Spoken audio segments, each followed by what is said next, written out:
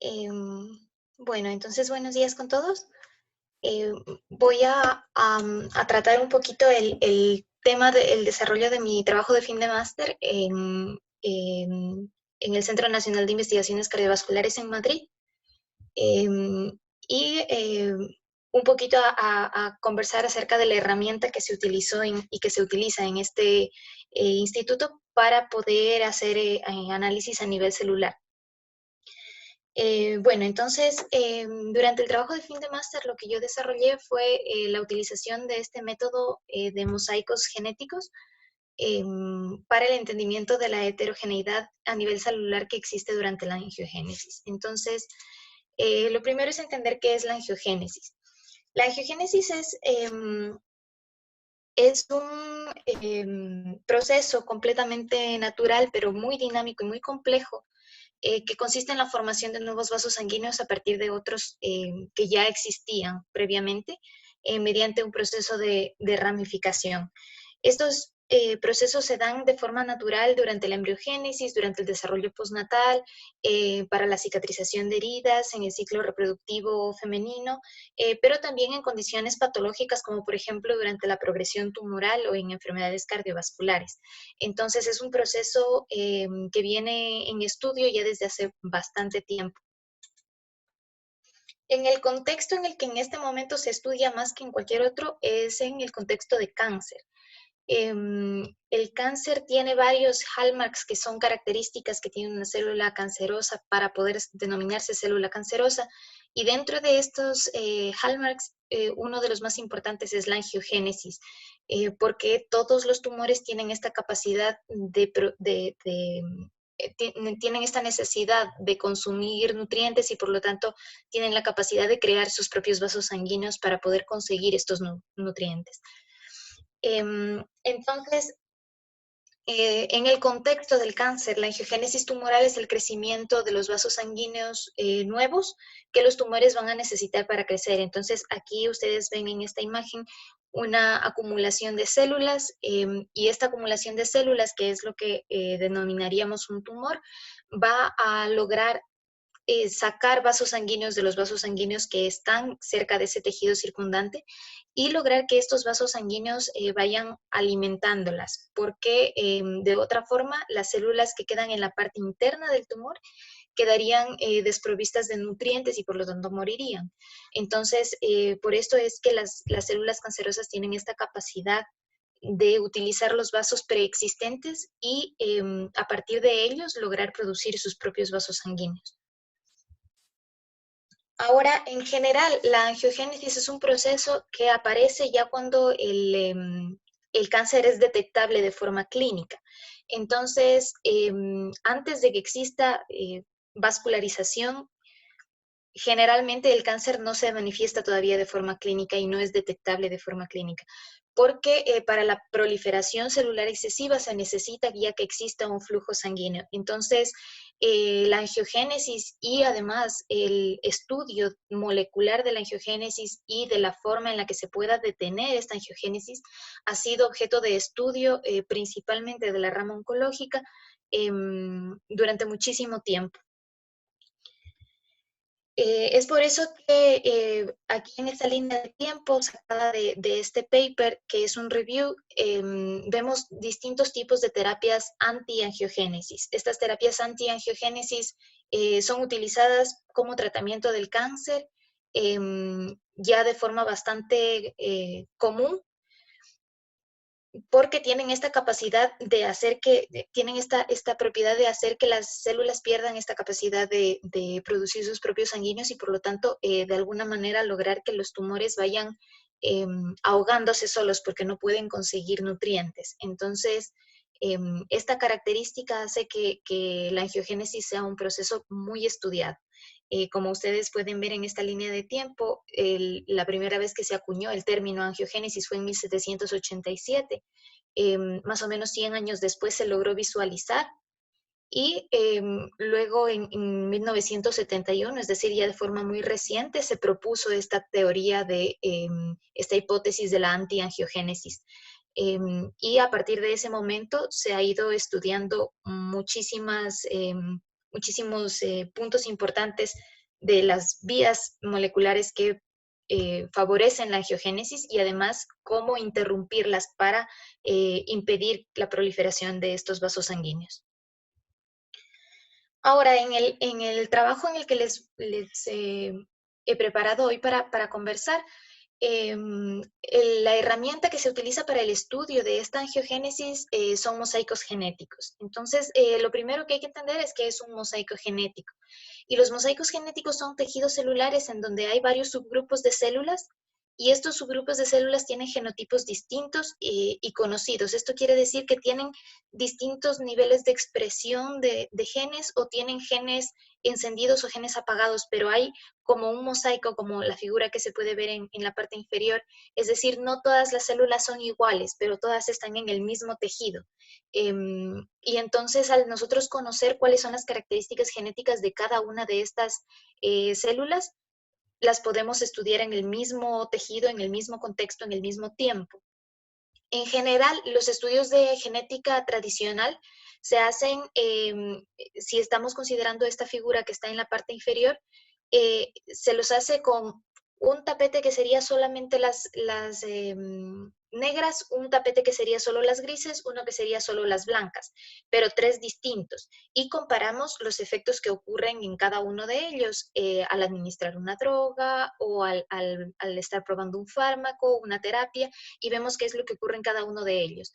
Sin embargo, cuando nosotros hacemos los experimentos de esta forma, por separado, siempre hay la posibilidad de que haya factores que están influyendo en cada uno de ellos que se nos salen de las manos y que nosotros no podemos entender. Hay muchas cosas que están influyendo en la respuesta que va a tener cada uno de estos tejidos. Mientras que si hacemos un estudio con mosaicos genéticos, tenemos todos los tipos de células en el mismo tejido, en el mismo animal, al mismo tiempo, estamos administrando exactamente la misma cantidad de droga, de fármaco, y de esta manera los resultados que nosotros lleguemos a tener van a ser bastante más útiles porque sabemos que todos los demás criterios están estables y lo único que estamos midiendo es la respuesta genética de cada una de estas células que son genéticamente ligeramente distintas. ¿De dónde nace esta idea de estudiar de esta manera la angiogénesis? Del grupo de angiogénesis molecular del CENIC, con mi director de tesis, el doctor Rui Benedito. Y este es el paper que se publicó en Cell en el año 2017, en donde se utiliza los mosaicos inducibles duales. ¿De qué se tratan los mosaicos inducibles duales? Estos mosaicos lo que nos permiten es teñir las células dependiendo del genotipo que tenga cada una de estas células, ¿no? Entonces, íbamos a teñir las células de dos formas diferentes. Una tinción para la membrana celular y otra tinción para el núcleo celular. Entonces, esto permite que en un mismo tejido tengamos distintos tipos de clones y distintos tipos de colores, porque vamos a poder identificar este mosaico. En general, en un tejido nosotros no podemos distinguir una célula de otra, pero con esta herramienta desarrollada en el laboratorio, se logra ver estos distintos tipos de células y como ustedes ven en la parte inferior de la figura, se logra reporteros duales, es decir, que tienen dos colores a la vez. Entonces, membranas amarillas con núcleos rojos, membranas amarillas con núcleos verdes, membranas amarillas con núcleos azules. Y cada una de estas células va a tener componentes genéticos diferentes. Entonces, nosotros vamos a poder en el tejido reconocer qué célula tiene qué componente genético y cómo se está comportando. Mi trabajo de fin de máster fue dirigido por el doctor Rui Benedito. Consistió en un poco intentar entender cómo funciona la heterogeneidad de las células durante la angiogénesis en el contexto de una vía de señalización molecular de Notch. Entonces, Notch es una vía de señalización molecular que ha sido identificada como un elemento muy importante de la regulación de la angiogénesis. porque influencia procesos tan importantes como la proliferación celular, la diferenciación celular, la apoptosis, entre varias otras cosas. ¿Cuál es la idea? Que al estar expresado Notch, al haber niveles elevados de Notch, se inhibe la proliferación celular. Entonces, las células no proliferan mucho y por lo tanto no se pueden formar estos vasos sanguíneos cuando hay niveles altos de Notch. Pero cuando hay niveles bajos de Notch, nosotros asumiríamos que las células van a proliferar más. Entonces, Notch podría ser un gen interesante para estudiar la angiogénesis y la capacidad proliferativa que tienen las células. ¿Cuáles son los métodos que se utilizaron? Nosotros trabajamos en este proyecto con modelos in vivo, entonces tuvimos una línea de ratoncitos que tenían este constructo que les permitía que estuviera pintada la membrana celular, y además tuvimos otro grupito de ratones que tenían la señal de color en el núcleo. Entonces, al cruzar estas dos líneas, conseguimos una descendencia que tenga tanto marcada la membrana como marcado el núcleo. Y esto permite identificar las células de cada uno de estos tipos. Ahora, ¿cuál es la parte más importante? Que el constructo que tenía el núcleo celular pintado tenía distintos niveles de Notch. Entonces, cuando los núcleos celulares eran rojos, ese era el nivel wild type, el nivel normal de expresión de Notch. Las células que tenían el núcleo celular verde tenían muy poca actividad de Notch, entonces muy poca, casi nada de actividad de Notch, entonces no había ahí la señalización. Y en cambio las células que tenían el núcleo azul tenían una ganancia en la función de Notch, tenían de forma constitutiva encendido el gen y por lo tanto niveles muy altos de Notch. Entonces, de esta manera, nosotros en la descendencia vamos a tener células que tienen niveles más altos, niveles más bajos y niveles normales de Notch. Y lo vamos a poder ver cómo influye esto en la vascularización de un tejido. ¿Por qué se utilizan modelos de ratón? Se utilizan modelos de ratón principalmente porque los ratones cuando nacen todavía no tienen vascularizada la retina. Entonces, el momento en el que los animalitos nacen, se les puede poner un pulso de tamoxifén. Se les puso 20 microlitros de tamoxifén a 5 miligramos por mililitro, intraperitoneal cuando tenían 3 días de nacidos, y luego se hizo el sacrificio de los animales a 6 días postnacidos. De esta manera se puede ver ya las células que tienen distintos niveles de Notch. Entonces se trabajó con las retinas de los animales.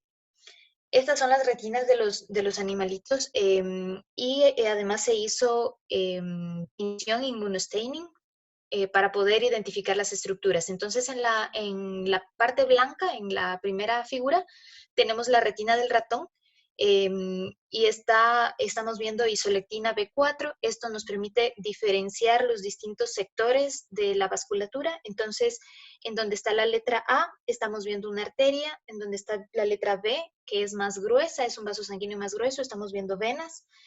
C son capilares que provienen de arterias, D son capilares que provienen de venas, y E, que son los más externos, son los capilares que ya no se distingue si son de arteria o son de vena, son los capilares más pequeñitos.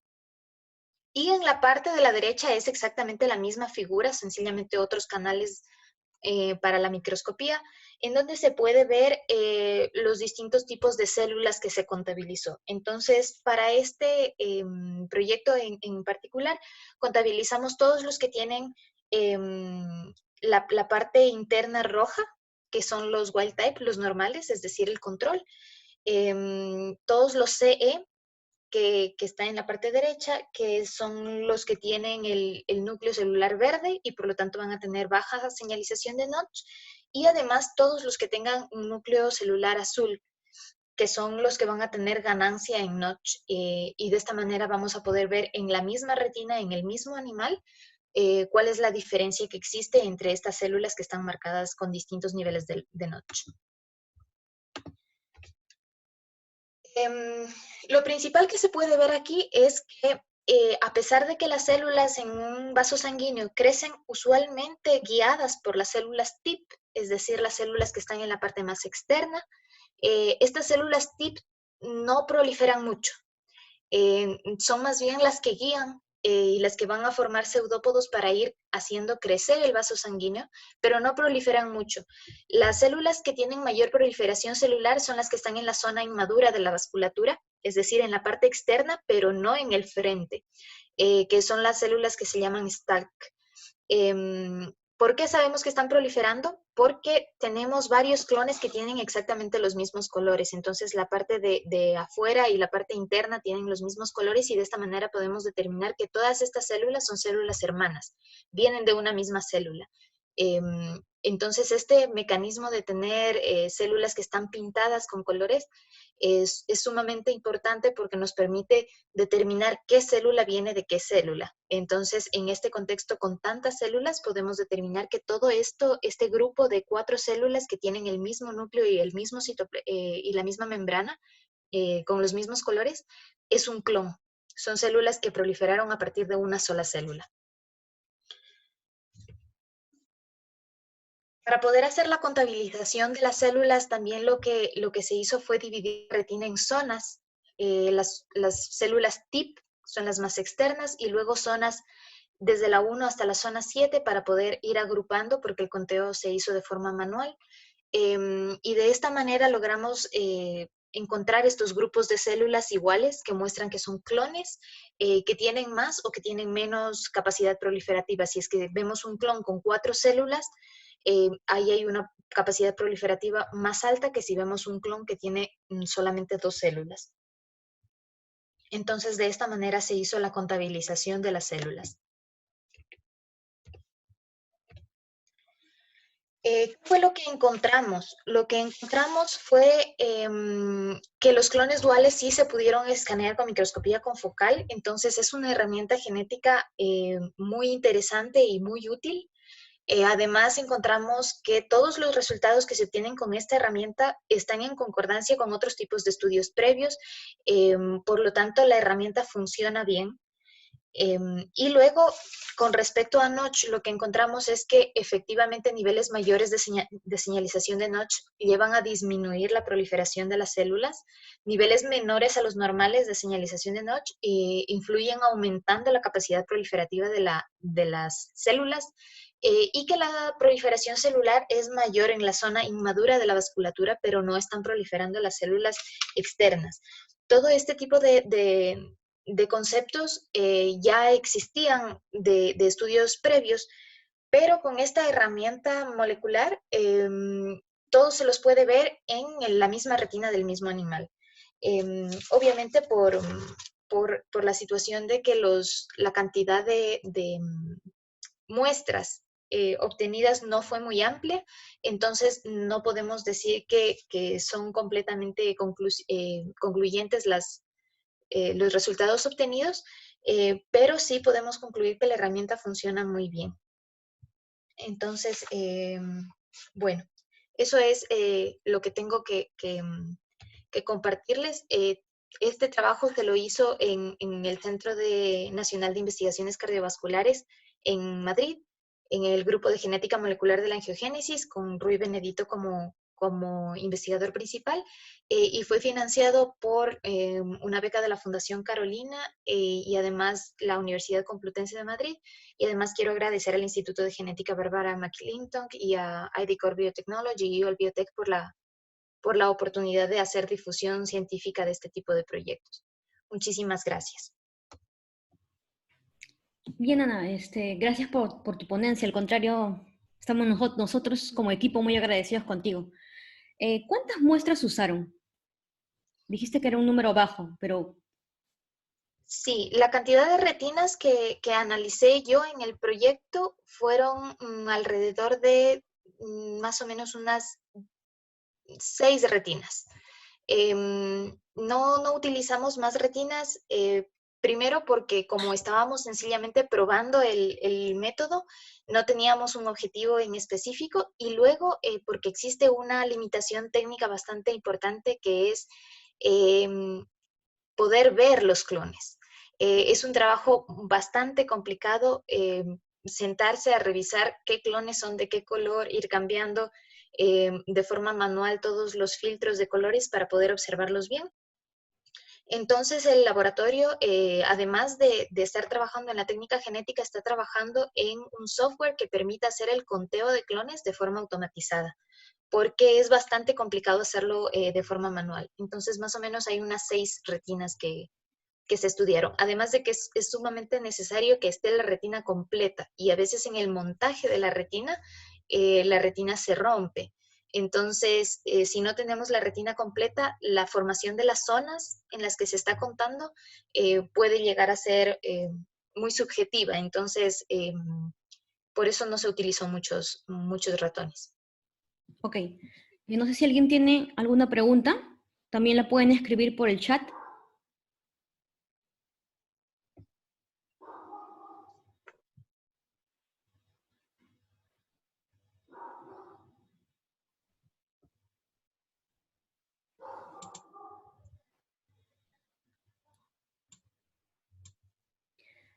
Bueno, parece que no hay preguntas. En todo caso, yo lo que también les podría sugerir es que vi que trabajaste con lo que es Krilots. De Sí. repente, si es que alguno de ustedes, chicos que están viendo esto, les interesa, pueden entrar a la página web de The Jackson Laboratory, que están dando cursos virtuales y gratuitos de lo que es CRISPR y Krilox, no solamente Sí, como sí, para no, acotar. no ahondé mucho en ese tema en honor al tiempo, pero sí, se utiliza el sistema Krilox, se hace inducciones con tamoxifeno, se utiliza CRISPR para los ratones y el laboratorio de Rui Benedito trabaja muy de cerca con el Jackson Laboratory. Entonces, sí sería muy bueno que todos pudiéramos ingresar a estos cursos y seguir estos cursos. Además, aprovecho, perdón, la oportunidad para invitar a toda la gente que quiera aplicar a la Fundación Carolina, a las becas de Fundación Carolina, que a mí me permitieron hacer mi trabajo de fin de máster y estudiar en España, que yo tuve una muy buena experiencia. Entonces, a todas las personas que quieran hacer su máster, intenten también por ese lugar encontrar el financiamiento. Bueno, muchas gracias, Ana. Creo que damos por finalizada esta ponencia. Muchísimas gracias a ustedes.